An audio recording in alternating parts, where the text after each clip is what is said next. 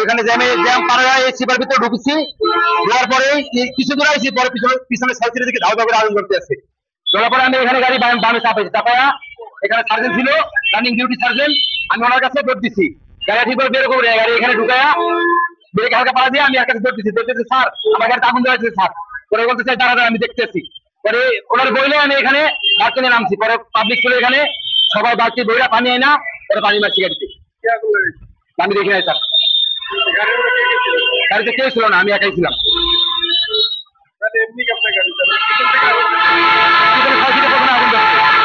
আগুন ধরছে পিছনে 6 ফিটে, পরে জায়গা থেকে পিছিয়ে ধাও ধাও করে আগুন করতে আসছে।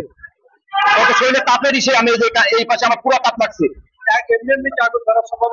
তা জানি না, এমনি তো গাড়িতে আগুন ধরবে না জীবনে, তা জানি না। আমি গাড়িতে